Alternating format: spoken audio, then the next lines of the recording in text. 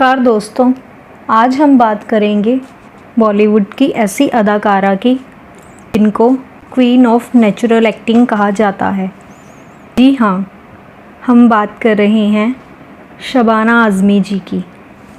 शुरू करने से पहले अगर आपने अब तक चैनल सब्सक्राइब नहीं किया तो कर लीजिए।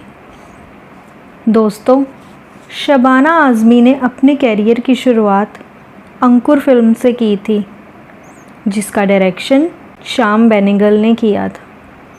70s के उस टाइम कमर्शियल सिनेमा अपने चरम पर था, इसलिए पैरेलल सिनेमा के साथ साथ उन्होंने अपने आप को कमर्शियल सिनेमा से भी जोड़ के रखा। अपने कैरेक्टर को पर्दे पर जीवंत करने के लिए वो किसी भी रोल को करने से परहेज़ नहीं करती थी, फिर चाहे वो एक सीधी सादी औरत का किरदार हो या फिर कोई ग्लैमरस रोल या फिर वेट पुट ऑन करने का।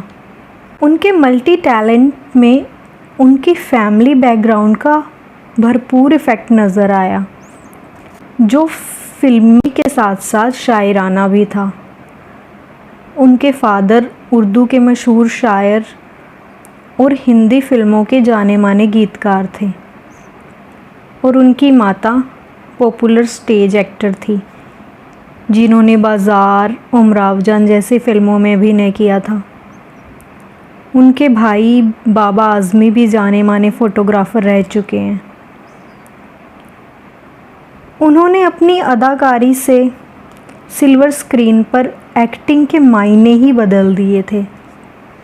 उनका एक्टिंग करियर उनकी अपनी चॉइस था, जिसको लेकर किसी ने उन्हें कभी फोर्स नहीं किया था।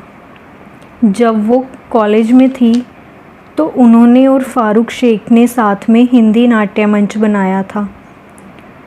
वहाँ से ही उनको एहसास हुआ कि उनको एक्टिंग में इंटरेस्ट है। फर्स्ट टाइम वो जया भादुरी की सुमन फिल्म से इंस्पायर हुई थी, तभी उन्होंने एक्टिंग को ही अपने करियर बनाने का फ़ैसला किया। उन्होंने बताया कि उन्होंने पूना में फ़िल्म इंस्टीट्यूट ज्वाइन किया, जो उनकी ज़िंदगी के बेहतरीन 2 साल थे, क्योंकि उन्होंने वहाँ यूरोपियन जापानीज़ सिनेमा देखने का मौका मिला।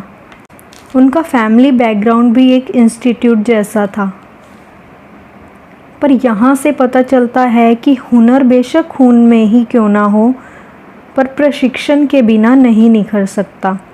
उन्होंने अपनी एक वीडियो में बताया था कि ट्रेनिंग एक्टर के लिए एक बहुत ज़रूरी स्टेप है।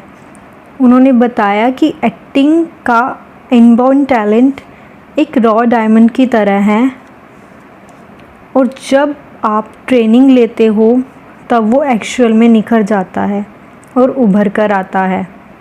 जैसे एक रॉ डायमंड को झोरी तराशता है, वैसे ही इनबॉर्न टैलेंट आपके ट्रेनिंग से उभरता है।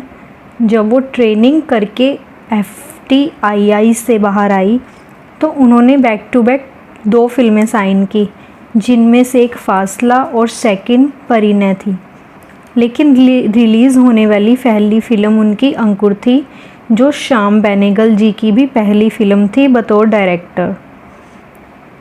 अंकुर के रोल के लिए पहली चॉइस वहीदा रहमान जी थी और एक साउथ की एक्ट्रेस शारदा भी थी, पर इमेज स्पॉइल होने के डर से कोई भी एक्ट्रेस तैयार नहीं हुई और फाइनली श्याम बेनेगल जी ने शबाना आज़मी जी को कास्ट किया और रोल उनके हिसाब से एडजस्ट हुआ। और फिर शबाना आज़मी ने भी एक ऐसी अदाकारी दिखाई जिसने ये साबित कर दिया कि ये रोल सिर्फ उनके लिए ही बना है।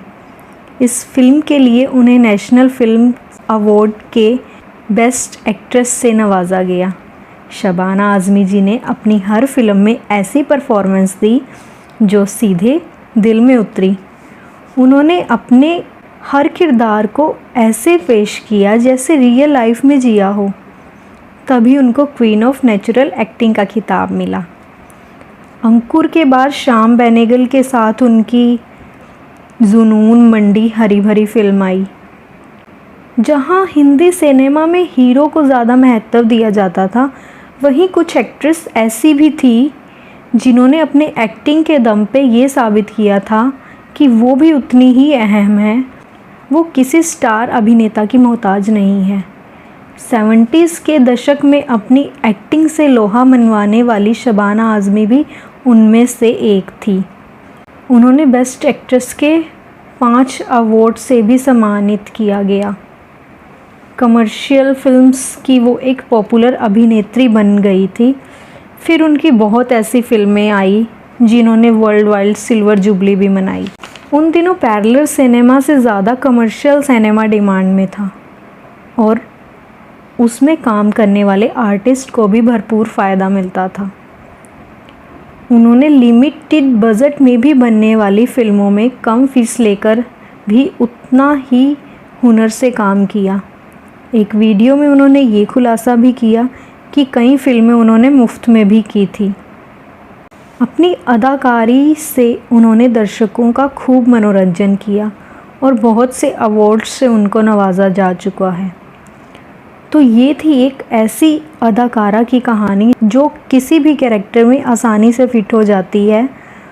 वीडियो पसंद आए तो लाइक, शेयर, सब्सक्राइब करना ना भूलें और कमेंट बॉक्स में ज़रूर बताएं कि शबाना आज़मी जी की कौन सी फ़िल्म आपकी फ़ेवरेट है। धन्यवाद।